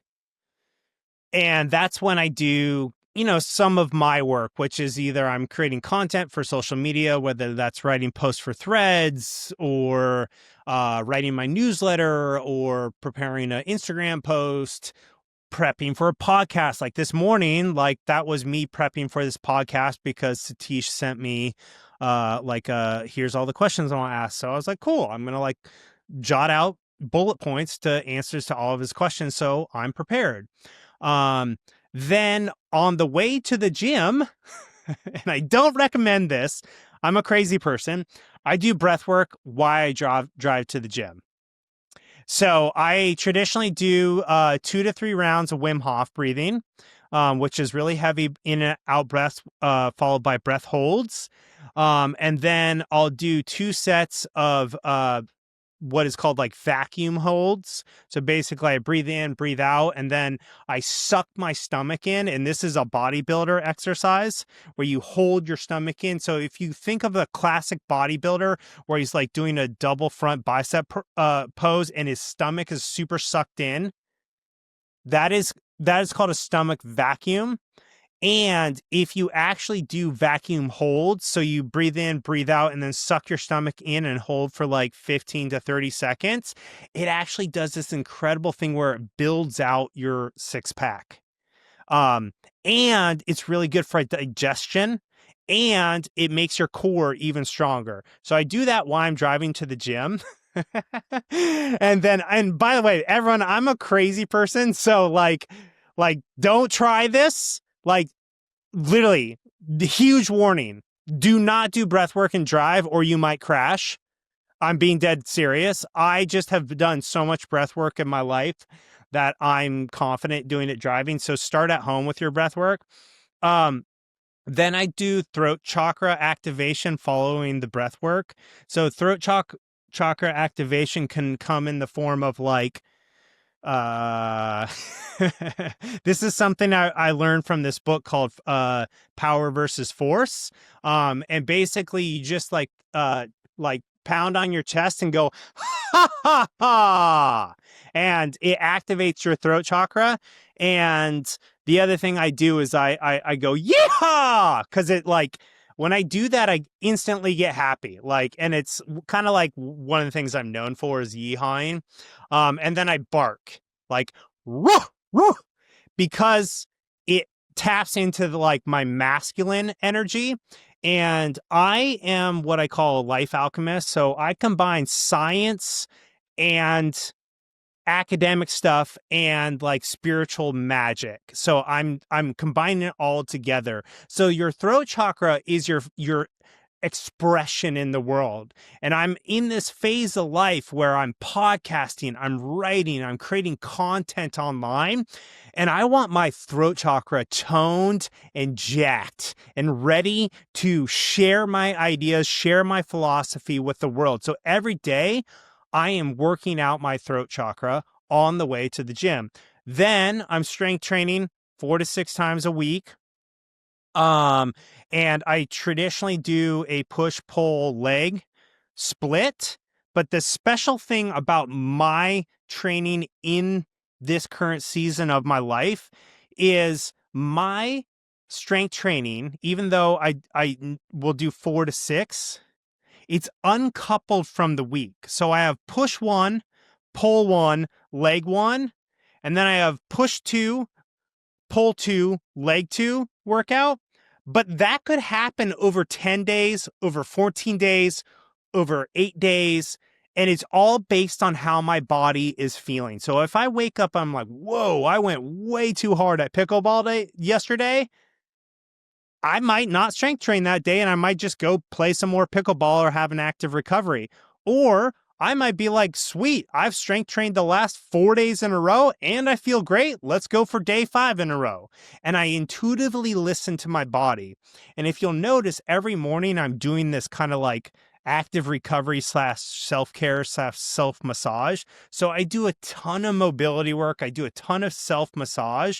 So like oftentimes I can go and train a ridiculous amount, like both at the gym and in pickleball, because my self-care routine is so dialed in. So after strength training, I then go play pickleball for 2 to 5 hours. And because I work for myself, I almost never have meetings before 1 or 2 o'clock. So basically, and I'm waking up at 4 or 5. So I have this incredible time, all the stuff that's really, dialed into my fit rich life, that I strategically worked for many years to get to this point, that I was able to do this. Then I usually have, Monday through Thursday, I'll have, 1 to 3 hours of meetings, whether that's client coaching meetings or podcast recordings. And then I wrap up most days around 5. And then I go into kind of like rejuvenation mode where I'm having dinner with my wife, I'm cooking, I'm listening to podcasts, I'm reading like self-improvement books. Then I watch 1 to 3 episodes of a good show. And then I read my fantasy and go to sleep. And every week I go on at least one date day or night with my wife, because that's also really important. Sometimes more. Sometimes we'll just randomly, hey, let's go out. I'll say, hey, babe, like I'm done with meetings at 4 today. Can I take you out to a nice dinner on a Tuesday night? Right. But we usually always hold one day, either Saturday or Sunday, where it's really dedicated to our marriage. And that is essentially kind of a typical day in the life of Justin David Carl, aka Dragon, which is my nickname. So happy to answer any questions. Usually on the weekends, I either go rollerblading with my friends at Stanford campus, or I play a ton more pickleball. I usually go to the beach a couple times a week, either with my wife or, to walk by myself, or to go do a cold plunge in the Pacific Ocean. Sauna and cold plunging is another big thing I'm really interested in. I'm happy to talk about that. We could save it for another episode. I know we're getting a little long in the tooth here. But yeah, that's my schedule. Wow, yeah. I mean, I think I'm gonna rewatch this, just day in the life, because there's so many like nuggets in what you just said and so many actionable advice. I'm going to rewatch for sure. So one thing, like you didn't talk about like your meals, like your nutrition when it comes to your day, like So can you walk me through that? Yeah, so I've gone through lots of different iterations of my eating patterns. So before I picked up pickleball, I used to work out fasted. But since I started playing pickleball in April of 2025, so 6 months ago, and I realized if I'm going to play like 5 hours of pickleball, I have to have food in the morning. So now usually what I do is again, I'm such a weirdo. I will dry scoop 5 to 10 grams of spirulina, which is essentially like a micronutrient packed protein. And I will dry scoop 5 to 10 grams of that. And I will also, meaning I literally pour the powder in my mouth and then I chase it with water. And then I also dry scoop my protein because I'm so lazy. I don't want to clean a protein shaker. So I will also like do like half a scoop of protein, or a quarter scoop, or sometimes no scoop. And then I also usually have a little bit of fruit, whether that's a banana or berries or frozen pineapple. I'll just kind of eat it. And then I'll usually have like either like half a protein bar or a full protein bar. I'm a big fan of this protein bar called No Cal. It's a plant-based protein bar. And the dipped version tastes like a freaking candy bar to me. I do have an affiliate link for them, but I eat them every day. They taste like dessert to me, so that's why I like them. And then essentially, I eat very light. So what I'm trying to do with my kind of morning fuel up, and this is kind of like, usually I have, the other thing I forgot to tell you is, after I go number 2, I step on my Withings scale, which is a body scale that tests my body fat. So I check my body fat every single day. So, sometime in this morning after I have had my caffeine, I eliminate. And then after I eliminate, I get naked and I step on that scale and I track my body fat and my muscle mass every single day. And I've been doing that for 11 plus years. So I have 11 years of body fat and muscle mass data. And that's another reason. The reason I bring that up, why it's so important, is because my body fat percentage informs me whether or not my intuitive eating is dialed in. So if I spike up to like 11% body fat, hey, Dragon, chill out on like the eating, or like dial your eating in a little bit more, and let's get back to 8 to 10%. So it's kind of, I have this feedback loop, this system that's always telling me, am I on track or off track? And if I'm off track, then I can course correct. So what gets measured gets managed, empowered, and manifested. I'm a massive believer in tracking key metrics, right? And so for me, tracking your body fat percentage is the number one factor to track for how your body physically looks. If you want to look fit, you have to have low body fat, whether you're a female or a man. Now, the level of body fat lowness is different significantly between men and women. But like, if you want to have a six pack as a man, you pretty much need to be at around 10% body fat. Now, some men carry more of their body fat in their legs and their butt, so they could be 12% and have a ripped abs. But most people like me, if I'm at 12% body fat, you can't see my abs. I have to be at 8 to 10 to see my abs. So, key thing. So back to the food. So, because I play so much pickleball, I basically bring with me some sort of protein snack, like a protein bar, and like fruit. And I will just kind of intuitively eat in between, like, so I'll go have my strength training session. And if I feel like I need, like, after that strength training session, I'll eat one of those protein bars. Then I'll go play pickleball. And if I'm playing for like 5 hours, I might eat a banana and eat an orange, eat some grapes, have another protein bar. If I'm only playing for 2 hours, I might have half a protein bar. And then I come home and I have like my first main meal. And that could be anywhere between 1 o'clock and 4 o'clock. I'm having my first actual meal. And that meal is usually a great mix of vegetables, some sort of starchy carb like rice or potatoes or sweet potato. And it could be like, I love white rice, I love quinoa, I love farro, I love any type of grain I will eat.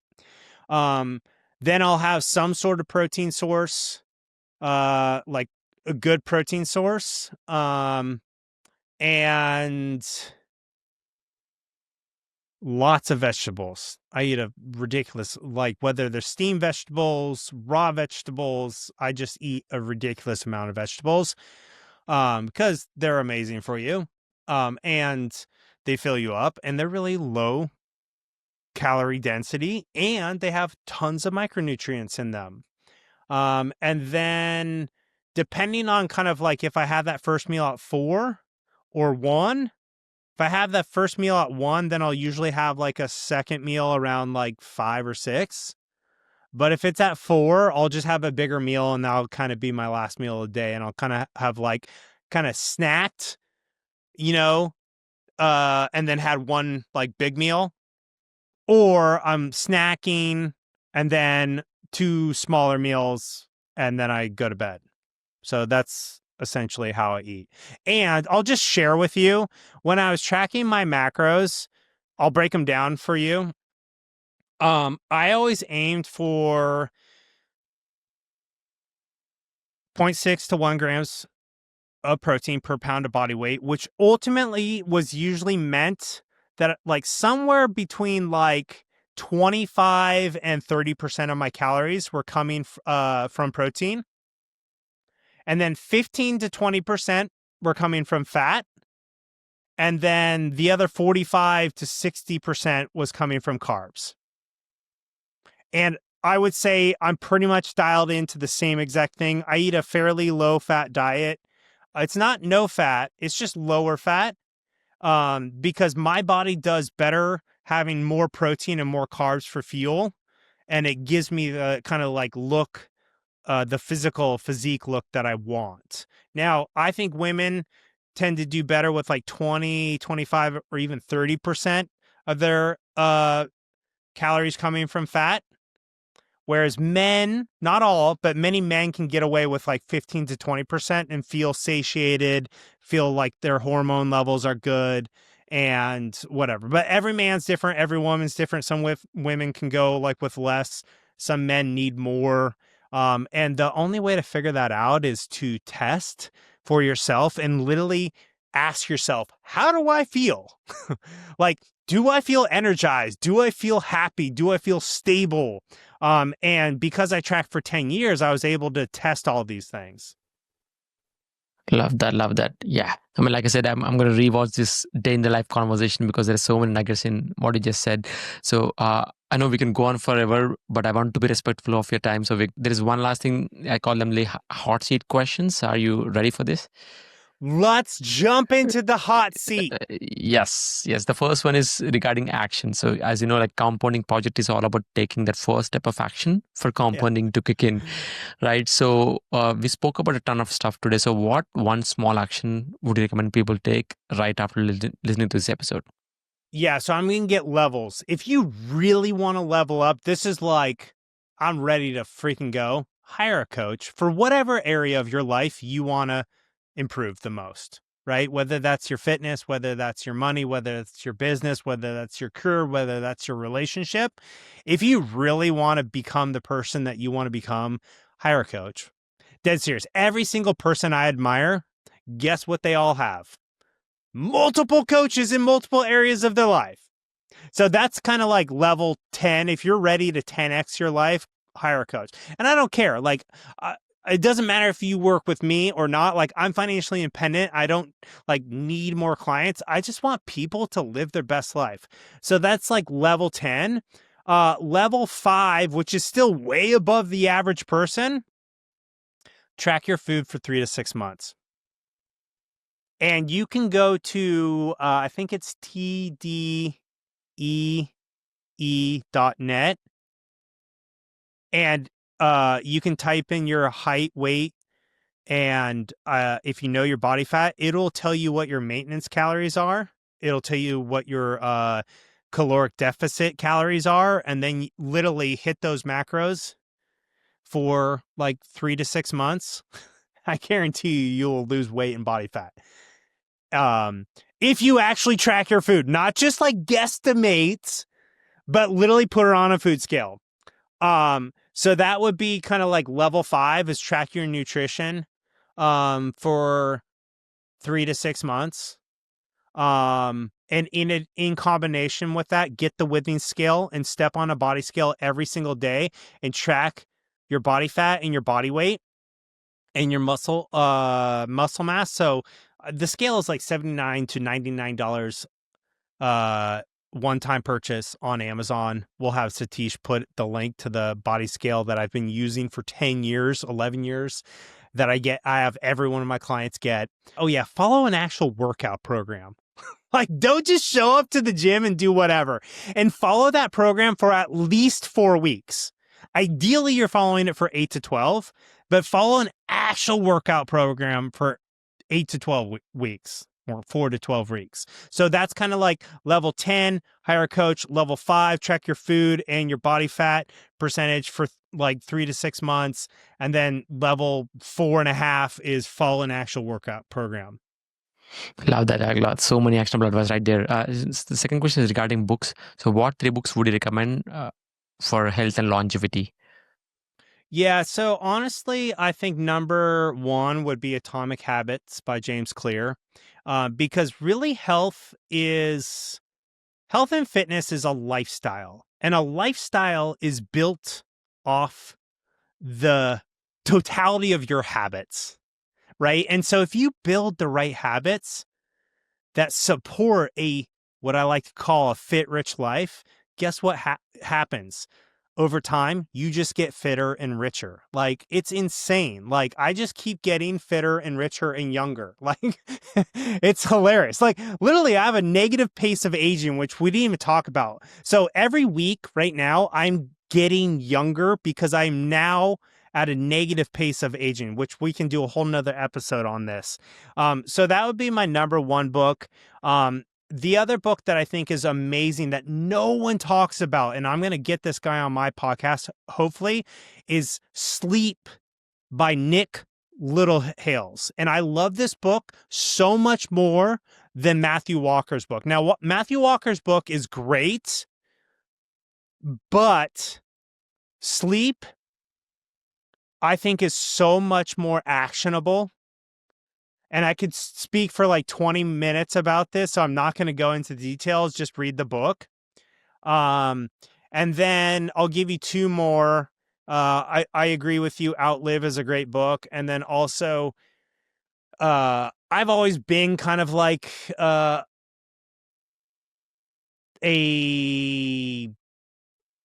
fitness guinea pig, so I'm a big fan of the 4 Hour Body. And I'll give you one more. Boundless by Ben Greenfield. Ben Greenfield is like a total crazy biohacker, so there's so much stuff in that book that you're gonna be like, what is he talking about? But I always love testing things, so that's I think 5 different books that you could add that would really, if you implement what you learn, right? Because learning is awesome, but you know what's the most awesome? Taking action. That's it. That's it. I love that. I love you mentioned Atomic Habits, because like habits are the compound interest of self-improvement. I think that's what like Atomic Habits is. I'm a huge fan of that book. I got a few recommendations myself. Like I've never read Sleep, and also I heard of Ben Greenfield, but I've never read his book.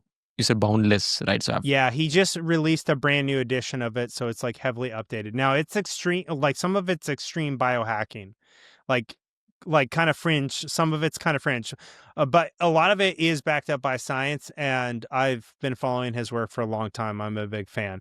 But always test things for yourself and do your own research. Like, don't just blindly follow what anyone says, because yeah, I did try one supplement he recommended and it kind of messed up my life a little bit, and we can talk about that another time. So again, don't do everything, like don't blindly trust everything you hear on a podcast. Like, do your own research.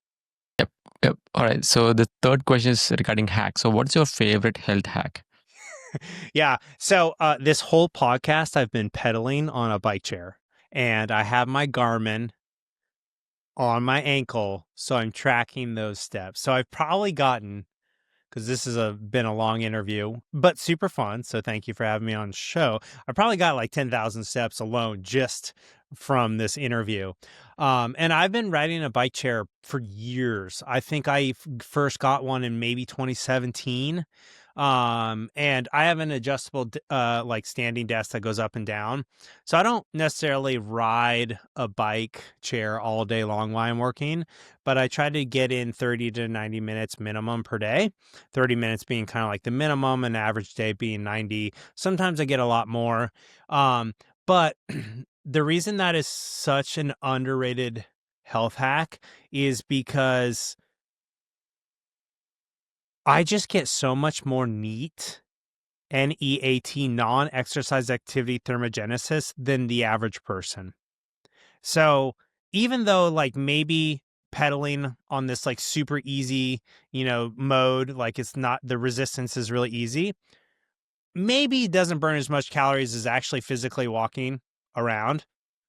I'm burning more calories than the person who's sitting in a chair by huge. And again, it's the consistency compounding over time. So if I do this for years, guess who over years is going to be infinitely more in shape? The person pedaling on their bike chair or the person just sitting at a desk, right? And so that is like I literally average 15 to 20,000 steps a day. And this is one of the reasons, is because like I pedal on this bike chair every day. And the other one I'll give you two, because I'm obsessed with fitness and health hacks, is the one I already mentioned. Get a Withings body scale. Satish will put the link to it in the show notes. And track your body fat, because what gets measured gets managed, empowered, manifested. And if you want to look amazing, The key to that is having low body fat. And the only way to get to low body fat is to track it. So those are kind of my two favorite health hacks is the bike chair and tracking my body fat percentage. Love that, Justin. How can people learn more about you? Yeah, so I'm Justin David Carl, JustinDavidCarl, everywhere online. Most active on Instagram and Threads, but you can find me on Twitter/X. You can search Justin David Carl on LinkedIn. I'm there.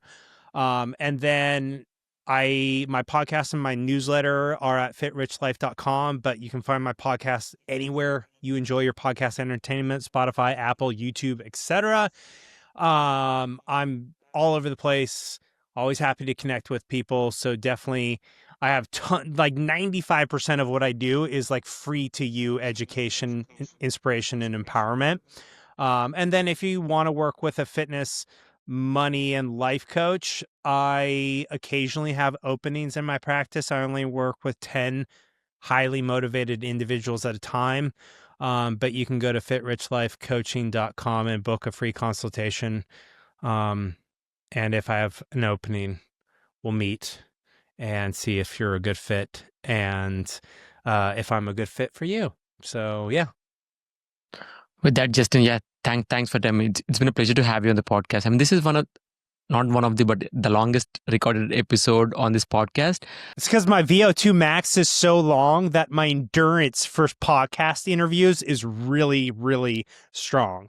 Exactly. I want to actually say that, the same energy that you had like before we hit record, you maintain the same energy consistently throughout the whole podcast. And that smile, it was same. You kept that smile for 2 hours long. Like I'm going to rewatch this like multiple times because the best thing about the conversation is like, I honestly mean it. Like, you share all the wisdom like selflessly, right? You don't hold on to anything.